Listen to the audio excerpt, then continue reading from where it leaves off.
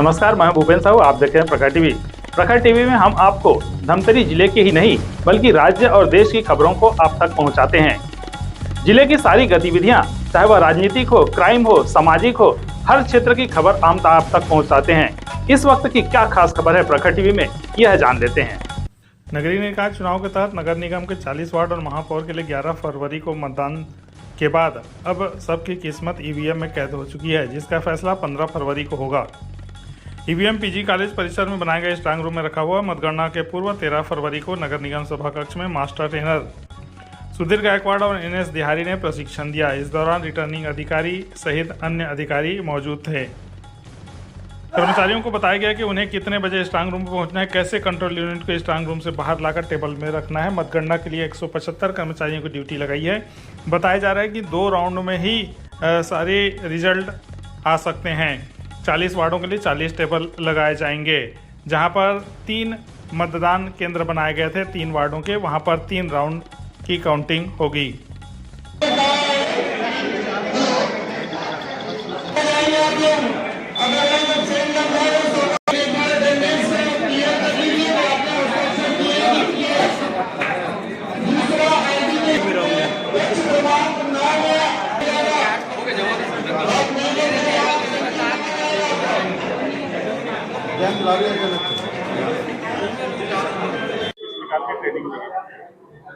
आज 15 तारीख को काउंटिंग होना है और काउंटिंग के लिए आज जो गणना सुपरवाइजर है, गणना सहायक हैं और जो उस टीम में लगे हुए जो चतुर्थ श्रेणी कर्मचारी है, उनकी ट्रेनिंग जो है मास्टर ट्रेनर्स के द्वारा दी गई है। उन्हें सारे जो प्रो फार्मर्स हैं उनसे प्रपत्रों से उनको अवगत कराया गया है और साथ ही जो सीयू है उसको किस प्रकार से डिस्प्ले होगा विभिन्न प्रकार के मतों का, इसके बारे में जानकारी आज दी गई है।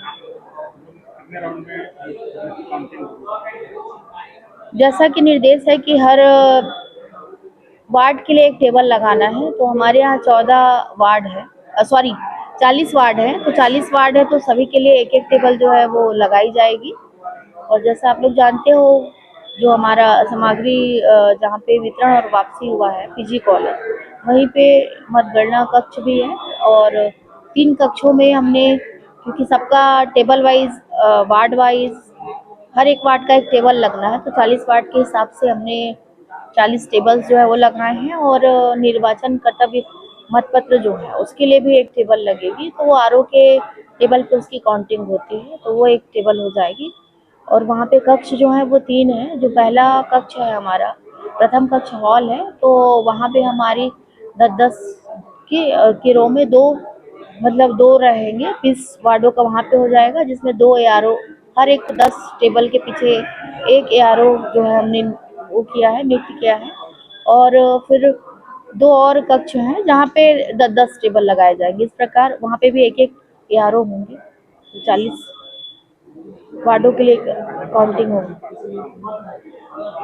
इसमें जो है, जो सीयू का जो सेटिंग है ना, बीयू का जो बैलेट होने का, आप लोगों ने देखा होगा कि उसमें महापौर था और फिर पार्षद, तो उसी के हिसाब से वो गणना भी होगी और टोटल बटन दबाएंगे तो वो आता जाएगा, क्योंकि उसकी कमीशनिंग वैसी है।